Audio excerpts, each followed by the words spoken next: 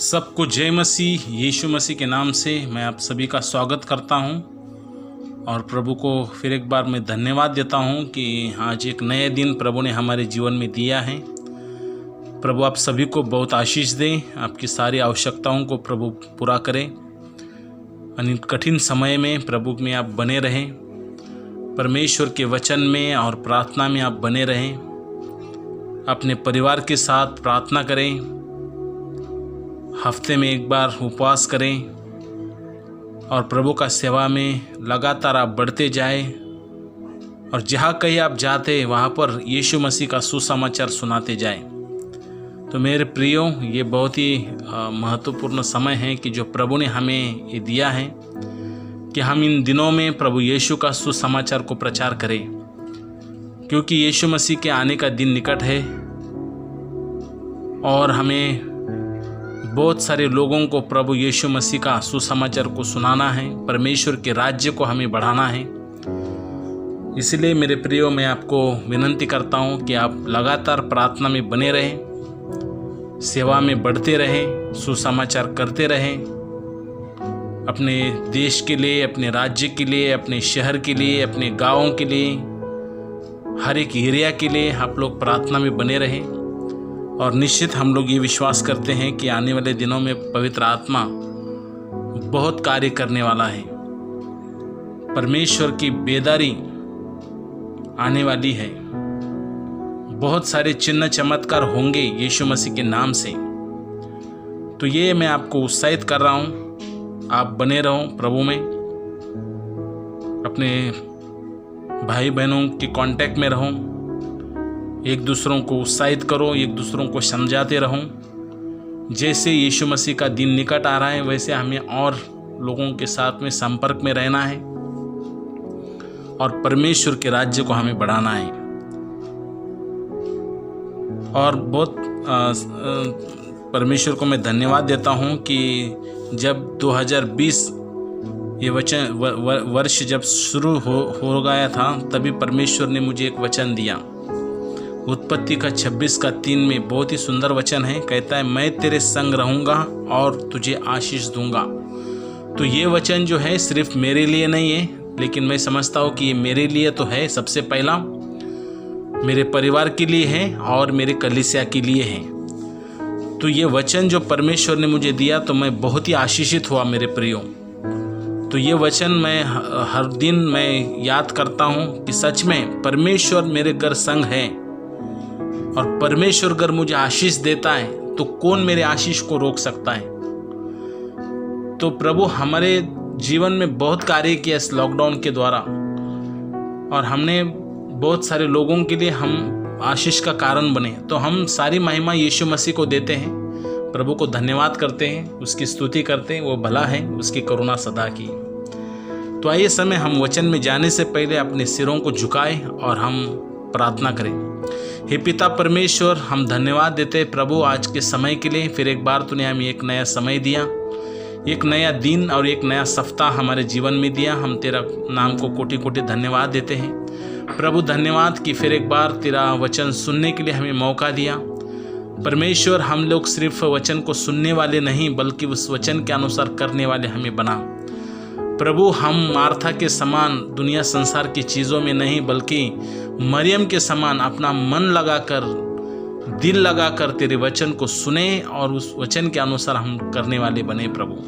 हम धन्यवाद देते हैं प्रभु, जो भी हमारे भाई बहन मेरे आवाज़ को सुन रहे हैं उन सबों को तो आशीर्वाद दे, उनके परिवार को आशीर्वाद दे, उनकी सारी आवश्यकताओं को तू पूरा कर परमेश्वर। इस वचन के द्वारा होने दे आने वाले दिनों में प्रभु, ये वचन हमारे जीवन में एक छोटा एक बीज के समान और फिर उसके बाद में वो बीज एक फसल के समान बन जाए प्रभु।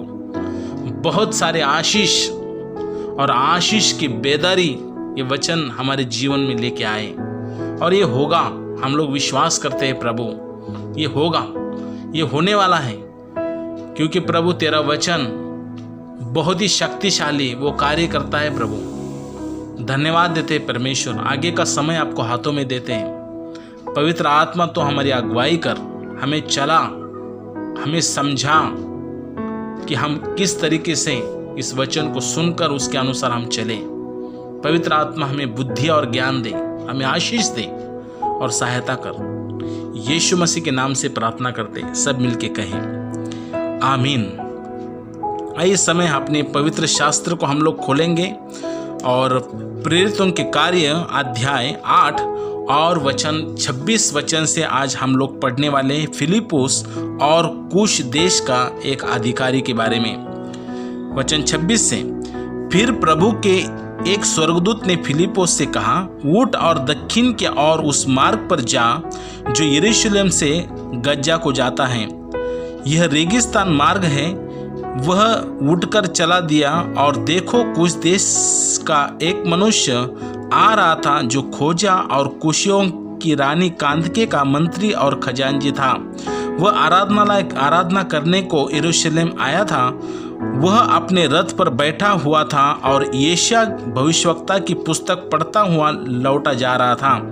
तब आत्मा ने फिलिप्पुस से कहा, निकट जाकर इस रथ के साथ हो ले। फिलिप्पुस उसकी ओर दौड़ा और उसे यशायाह भविष्यवक्ताओं की पुस्तक पढ़ते हुए सुना और पूछा, तू जो पढ़ रहा है क्या उसे समझता भी है?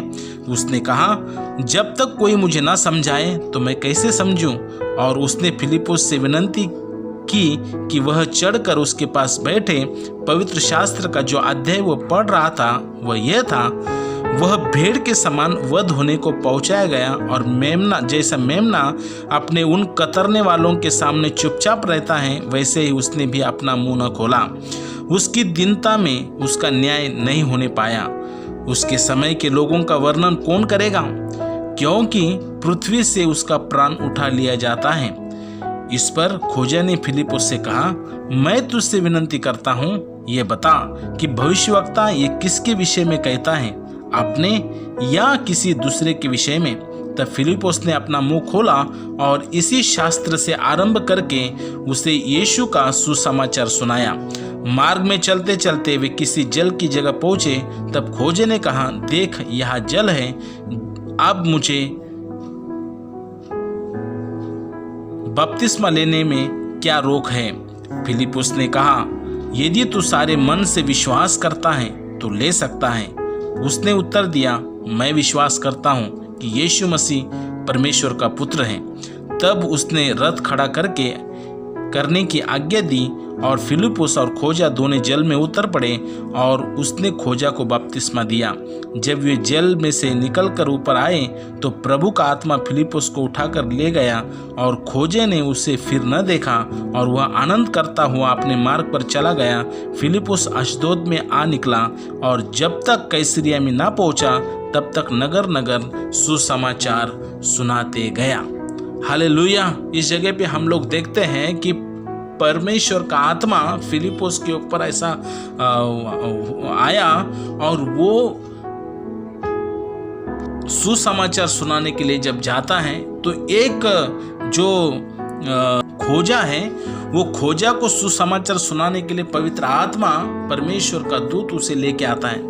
और हम लोग देखते हैं कि यरूशलेम में एक खोजा जो था एक कांदके रानी का एक खास व्यक्ति था, एक बड़ा अधिकारी था और ये रथ में परमेश्वर की आराधना करने के लिए यरूशलेम आया था। और जैसे वो जा रहा था तो पवित्र शास्त्र को पढ़ रहा था और पढ़ते पढ़ते उसको जो भी पढ़ रहा था वो समझ में नहीं आ रहा था। अभी हम लोग देखते हैं कि जब फिलिप्पुस उस जगह पे आया और वचन कहता है कि वो जगह जो थी वो एक रेगिस्तान के समान थी और उसका रथ दौड़ रहा था। और उन दिनों में रथ दौड़ते थे, 6 घोड़ा उस एक रथ को रहते थे। और आज के समय में जो एक्सप्रेस ट्रेन चलती है उस मतलब इतना स्पीड से इतना फास्ट उन दिनों में वो रथ चलते थे। अभी हम लोग ये सोचने वाली बात यह है कि इतना फास्ट जो एक ट्रेन के समान अगर एक रथ दौड़ता है तो उसको पकड़ना या फिर वहाँ तक पहुँचना एक असंभव है। लेकिन जब पवित्र आत्मा उसके अंदर सामर्थ पाया और उसके पवित्र आत्मा के द्वारा वो कार्य करने लगा तो परमेश्वर के सामर्थ परमेश्वर ने दिया उसको कि वो रथ को उसने पकड़ लिया या फिर रथ तक वो पहुंचा। तो मेरे प्रियो, हम लोग देखते हैं कि परमेश्वर कुछ कार्य करना चाहता है तो परमेश्वर अपने हिसाब से कार्य करेगा। वो हम लोग देखते हैं कि जब वो रथ भाग रहा था और जैसे फिलिपुस वहाँ पर गया और उसको एक प्रश्न पूछा कि क्या आप जो पढ़ रहे हो क्या आप समझ भी रहे हो। अब हम लोग देखते हैं कि यीशु मसीह के बारे में, जो प्रभु यीशु मसीह का क्रूस के बारे में उस जगह पे हो सकता है ऐसा कि वो यशायाह 53 अध्याय वो पढ़ रहा था कि जी यीशु मसीह के क्रूस के बारे में लिखा है, यीशु मसीह ने जिसे अपने संसार के लिए दुख उठाए उसके बारे में लिखा है। वो पढ़ तो रहा था लेकिन समझ नहीं रहा था, इसीलिए फिलिपुस ने उसे पूछा क्या तुम जो वचन को पढ़ रहे हो क्या आप समझ भी पा रहे हो। हमारे जीवन में भी ऐसा होता है मेरे प्रियो, हम लोग कभी कभी वचन को तो पढ़ते तो हैं लेकिन कभी कभी हम लोग समझ नहीं पाते। कभी कभी हम लोग ऐसे पढ़ते हैं लेकिन समझते नहीं हैं। समझते इसलिए नहीं कि हम लोग उस वचन के ऊपर मनन नहीं करते, हम उसको याद नहीं करते। याद करना बहुत ही जरूरी है, नहीं तो फिर जिस आत्मा से ये वचन लिखा गया है वही आत्मा हमें चाहिए समझाने के लिए। जैसे कि फिलिप के अंदर वो पवित्र आत्मा था और उसी पवित्र आत्मा के द्वारा उसने वो जो व्यक्ति था जो खोजा था उसको वचन को समझाया। फिर वो पूछने लगा और हम लोग देखते हैं कि उसने पूछा कि ये भविष्यवक्ता जो है ये अपने बारे में बात कर रहा है कि वो किसी और के बारे में बात कर रहा है। तो हम लोग उसमें ये भी देखते हैं कि जैसे फिलिपुस नीचे था और वो रथ चल रहा था तो तुरंत वो खोजा ने कहा कि क्या आप मेरे पास आके बैठ सकते हैं। तो एक राजा के समान एक जीवन जीने वाला व्यक्ति, एक बड़ा अधिकारी, एक प्रभु का सेवक को उसने अपने जगह पे बैठाया और बाद में कहता है कि आप मुझे समझाओ, जब तक कोई मुझे समझाएगा नहीं तो मैं कैसे समझ सकता हूँ। और फिर वचन में कहता है कि फिलिपुस को मौका मिला सुसमाचार सुनाने का और फिर आरंभ से लेकर यीशु मसीह के बारे में सुसमाचार को फिलिपुस ने सुनाया। और सुनाने के बाद में परिणाम क्या हुआ, उस व्यक्ति ने यीशु मसीह पर विश्वास किया है। मेरे प्रियो, यह सुसमाचार पवित्र आत्मा के सामर्थ्य के द्वारा वचन को समझाते हुए जब तक वो नहीं समझा तब तक उसे समझाया गया, क्योंकि फिलिपुस के अंदर वो तरस थी एक व्यक्ति के प्रति कि परमेश्वर उसके जीवन को बदले। आज मेरे प्रियो, कितने सारे लोग ऐसे हैं कि एक अपना जीवन को सही करना तो चाहते तो हैं लेकिन कोई मार्गदर्शन करने वाला, एक फिलिपुस के समान कोई अच्छा सुसमाचार सुनाने वाले लोग नहीं है। एक सही सुसमाचार और एक परमेश्वर के वचन के अनुसार परमेश्वर प्रभु यीशु मसीह का सुसमाचार, यीशु मसीह के क्रूस के बारे में सुसमाचार सुनाना बहुत ही अच्छा है। अगर कोई प्रचार करता है तो उसको हमेशा ये प्रचार करना है कि यीशु मसीह के क्रूस के बारे में और यीशु मसीह एक ही उद्धार करता है। ये तो हमेशा उसके प्रचार में होना ही चाहिए, क्योंकि यीशु के सिवाय कोई उद्धार करता नहीं। मेरे प्रियो, फिलिपुस ने भी वही सुसमाचार को उसको सुनाया और फिलिपुस ने यीशु मसीह के बारे में कहा कि देखो कि यीशु मसीह के बारे में ऐसा लिखा है कि यीशु मसीह हमारे लिए आएंगे, यीशु मसीह क्रूस पर मारे जाएंगे और उनके हाल किए गए फिर भी उन्होंने सहे। एक भेड़ के समान वो चुपचाप रहे, वो अपने बचाव के पक्ष में कुछ भी कर सकते थे, लेकिन यीशु मसीह ने अपने आप को इतना दीन किया अपने लोगों के प्रति हमारे लिए। मेरे प्रियो, यीशु मसीह ने अपने आप को रिक्त किया, अपने आप को उसने शून्य किया, लेकिन वचन कहता है कि परमेश्वर ने उसे वो नाम दिया गया है कि जो सब नामों में ऊंचा है। यीशु मसीह हमारे पापों के लिए क्रूस पर मारे गए, गाड़े गए और तीसरे दिन फिर जी उठे। मेरे प्रियो, यीशु मसीह आज भी जीवित हैं और एक सही तरीका सुसमाचार उसको सुनाने के कारण उसी रथ में बैठते हुए उस व्यक्ति का, उस खोजा का जो बड़ा अधिकारी था, उसका जीवन बदल गया, उसका मन परिवर्तन हो गया, उसको दिल में पवित्र आत्मा ने छू लिया, उसने अपना जीवन यीशु मसीह को दे दिया। उसने प्रभु यीशु को अपने जीवन का प्रभु मान लिया। और फिर हम लोग आगे देखते हैं कि जब वो रथ से जा रहे थे, और जैसे वो जा रहे थे और खोजा ने फिलिपुस से पूछा, मुझे कोई हरकत नहीं कि मैं इस पानी में, और एक तालाब उधर था, और कहता है कि उस पानी में क्या मैं बपतिस्मा ले सकता हूँ। और फिलिपुस ने उसको उत्साहित किया, अभी ये मैं क्या बपतिस्मा ले सकता हूँ? ये वो खोजा कहाँ से बोला मेरे प्रियो? वही तो था कि जो फिलिपुस के द्वारा पवित्र आत्मा उस खोजे के से बात कर रहा था, और वही पवित्र आत्मा ने उसे टच कर दिया और उसका मन ऐसा परिवर्तन हुआ, तो उसने तुरंत कहा कि मैं यहाँ पर जल है तो क्या मैं बपतिस्मा ले सकता हूँ। ये बहुत ही मैं आशीषित होता हूँ इस वचन के द्वारा मेरे प्रियो। तुरंत उसका मन बदल गया, मानो जैसे एक खोजा तैयार था एक सही मार्गदर्शन के लिए। हालेलुया, प्रभु की स्तुति हो, प्रभु की स्तुति हो कि खोजा का जीवन परिवर्तन हुआ। फिलिपुस ने वचन 37 फिलिपुस ने कहा, यदि तू सारे मन से विश्वास करता है तो बपतिस्मा ले सकता है। उसने उत्तर दिया, मैं विश्वास करता हूं कि यीशु मसीह परमेश्वर का पुत्र है। उसने घोषणा की, उसने मुंह से अंगीकार किया, उसने कहा कि मैं विश्वास करता हूं कि यीशु मसीह परमेश्वर का पुत्र है। हालेलुया। रोमियों का पत्र अध्याय 10 और वचन 9 में अगर हम पढ़ते हैं तो कहता है कि यदि तो अपने मुंह से यीशु को प्रभु जानकर अंगीकार करें और अपने मन से विश्वास ये करे कि परमेश्वर ने उसे मृतों को से जिलाया, तो तू निश्चय उद्धार पाएगा। मुंह से उसने अंगीकार किया कि यीशु मसीह परमेश्वर का पुत्र है, और उसने ये भी कहा कि क्या मैं बपतिस्मा ले सकता हूं। वो उत्साहित हुआ, उसकी आत्मिक आंख खुल गई, उसने अपना जीवन यीशु मसीह को दे दिया।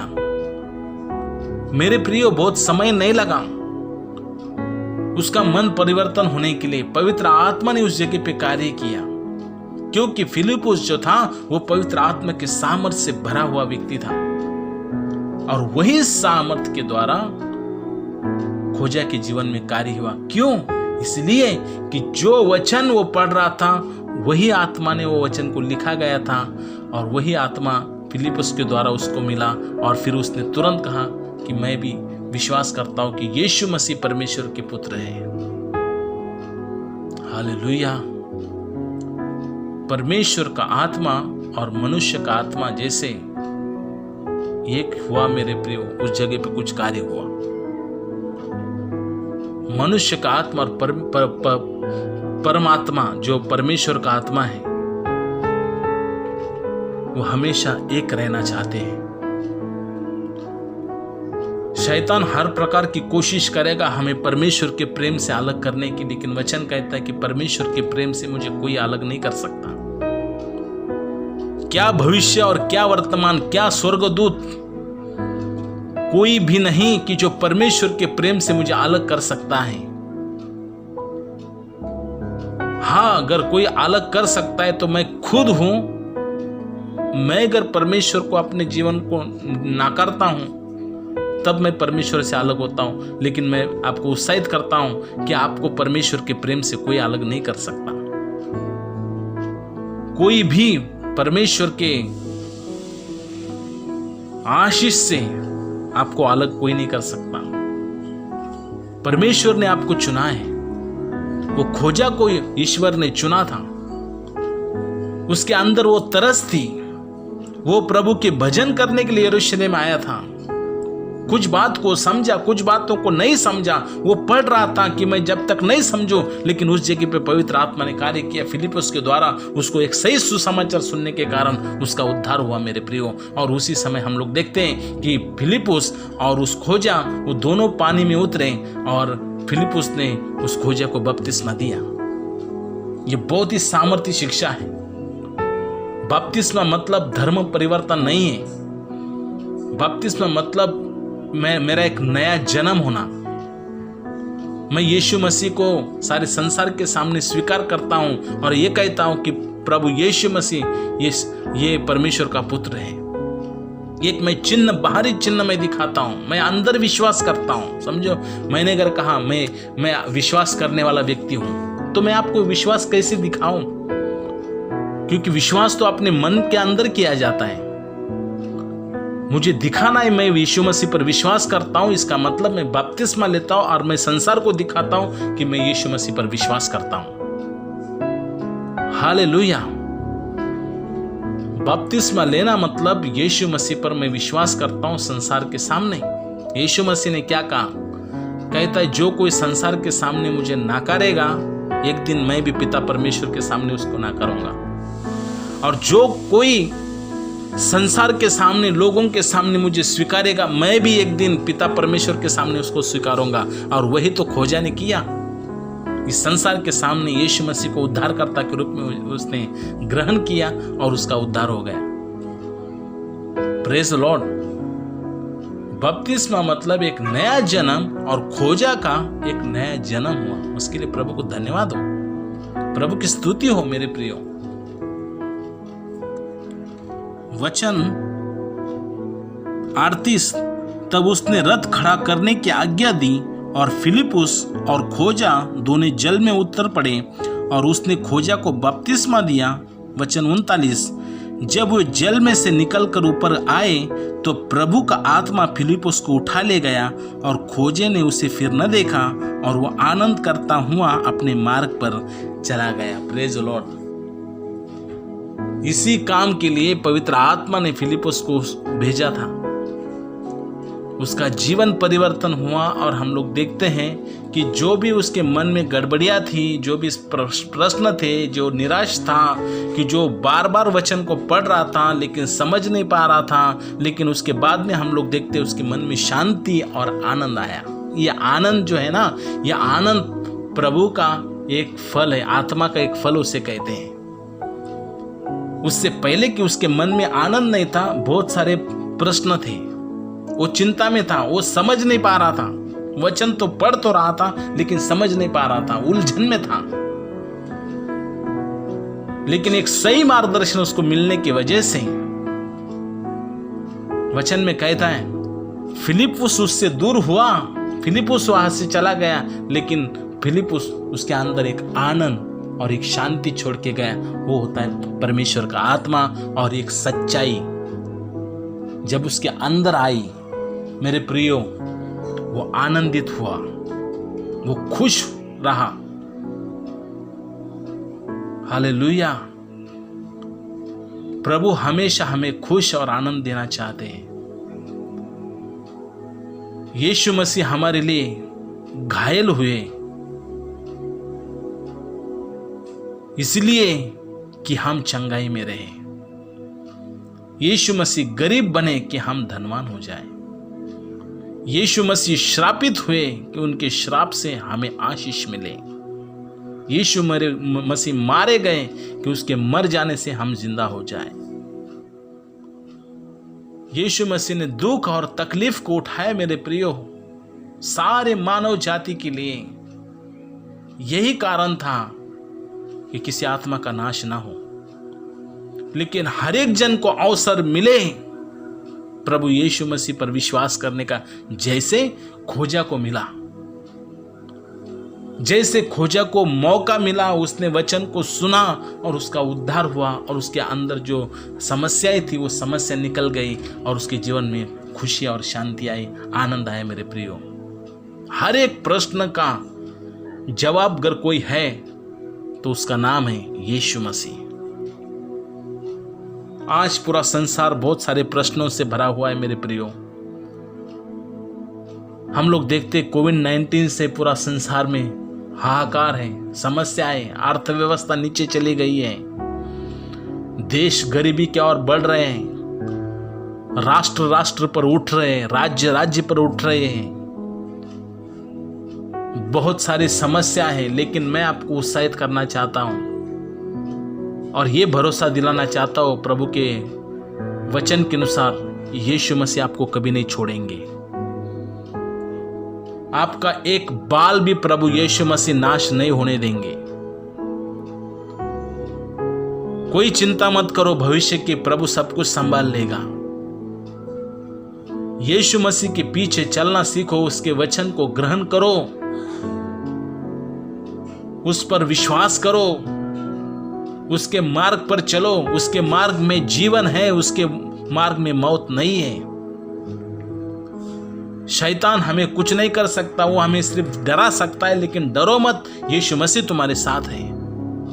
मैं प्रभु का सेवक होने के नाते मैं आपको उत्साहित करता हूं, यीशु मसीह आपको हमेशा संभालेंगे।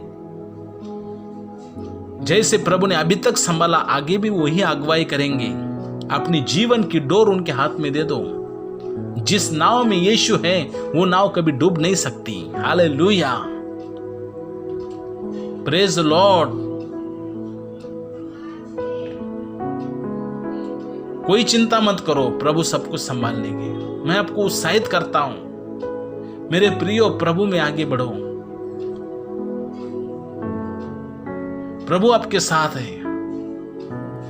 यीशु मसीह के वचन को पढ़ते रहो, सुसमाचार को फैलाते रहो। मुझे बहुत अच्छा लगता है कि जब फिलिप्पुस खोजा से जब दूर हुआ और वचन 40 में क्या कहता है, फिलिप्पुस अशदोद में आ निकला और जब तक कैसरिया में न पहुंचा तब तक नगर नगर सुसमाचार सुनाते गया।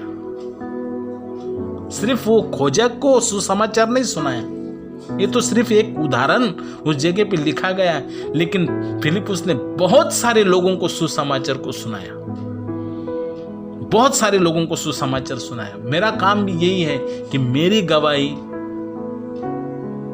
मुझे सबको सुनाना है, मुझे सुसमाचार सुनाना सीखना है, मुझे दूसरों को समझाना सीखना है। हर एक विश्वासी का काम है कि मैं सुसमाचार को सुनाऊं, यीशु मसीह के कार्य की मैं महिमा करते रहूं जीवन भर, आखिरी सांस तक। यीशु मसीह का कार्य को हमें आगे लेके जाना है हर एक जन को। ये सिर्फ पास्टर का काम नहीं है, ये सिर्फ एक लीडर का काम नहीं है, ये कुछ खास लोगों का काम नहीं है, ये सिर्फ महिला मंडल का काम नहीं है, चर्च के कुछ विशेष लोगों का कार्य नहीं, लेकिन हर एक विश्वासी का काम है। जो भी प्रभु ने, यीशु मसीह ने आपके जीवन में चिन्ह चमत्कार किए हैं, जो भी गवाही आपकी है, वो गवाही को आपको लेके किसी और के साथ शेयर करना है कि उसको भी विश्वास आए, और फिर आपको यीशु मसीह के नाम से उसके लिए प्रार्थना करना है, और यीशु मसीह आपके द्वारा चिन्ह चमत्कार करेंगे। यीशु ने आपको अधिकार दिया है। फिलिप एक प्रभु यीशु मसीह का चेला था। एक सही जीवन जीने के वजह से, यीशु मसीह के पीछे चलने की वजह से यीशु ने उसका इस्तेमाल किया। बड़े बड़े अधिकारियों को उसने सुसमाचार सुनाए। मेरे प्रियो, हालेलुया। हमारे देश के सारे लोगों के लिए हमें यह प्रार्थना करना है कि प्रभु हर एक जन को अवसर मिले सुसमाचार सुनने के लिए। कोई भी बिना सुसमाचार सुने ना मरे, किसी आत्मा का नाश ना हो। मेरे पड़ोसियों के लिए मुझे चिंता होना चाहिए, मेरे परिवार के लिए, मेरे रिश्तेदारों के लिए जो अभी तक विश्वास नहीं किया है, उन लोगों के लिए मुझे प्रार्थना करना है। मेरे प्रियो, हर एक जन के लिए हमें सोचना है। जैसे फिलिप्पुस ने, बहुत कठिन था उस रथ के पास उसे पहुंचना, लेकिन फिर भी पवित्र आत्मा के सामर्थ्य के द्वारा वो पहुंच गया। जो हम कर सकते हैं वो हमें करना है, जो हम नहीं कर सकते वो पवित्र आत्मा हमारे लिए करेगा। सबसे इंपॉर्टेंट बात, आधीनता में चलना है, प्रेम करना है। सबसे महत्वपूर्ण, बाइबल में सबसे श्रेष्ठ प्रेम को दिया गया है। प्रेम करना बहुत जरूरी है। अपने भाई बहनों को माफ करो। माफ करोगे जीवन में आगे बढ़ोगे। जब तक आप माफ नहीं करोगे, आपके आशीषें रुक जाएंगी। हालेलुया। ये आज का संदेश बहुत ही सामर्थी मेरे प्रियो, आपको प्रभु बहुत आशीष दे और इस वचन के अनुसार चलने के लिए प्रभु आपको सहायता करे, ये हम लोग प्रार्थना करते हैं। आइए समय अपने आंखों को बंद करें। हे पिता परमेश्वर, हम धन्यवाद देते हैं आज के सुंदर वचन के लिए। प्रभु धन्यवाद कि आज का वचन हम लोग जैसे सुना प्रभु, उस वचन सुनने के कारण एक आशीष को हमने महसूस किया। प्रभु मेरे भाई बहनों को तो आशीष दे, उनकी सारी आवश्यकताओं को तो पूरा कर, और प्रभु परमेश्वर पिता उनके सारे ज़रूरतों को पूरा कर, उनके परिवार को तो आशीष दे। जहाँ पर वो काम करते हैं उस काम के क्षेत्र में प्रभु उनके जो अधिकारी हैं, जिनके साथ वो लोग काम करते हैं, उनके जो फ्रेंड है प्रभु, इनको ऐसा कर कि प्रभु वो उन लोगों को सुसमाचार को सुनाए, जैसे फिलिप्पुस ने एक अधिकारी को सुसमाचार सुनाया। हर एक जन को इस्तेमाल करके वो सुसमाचार सुनाने वाले लोग बने। धन्यवाद देते हैं, तेरी स्तुति करते हैं। धन्यवाद यीशु मसीह, प्रार्थना सुनने के लिए यीशु के नाम से प्रार्थना करते हैं। सब कहे आमीन। सबको जय मसीह। प्रभु यीशु मसीह आपको बहुत आशीष दे। आमीन।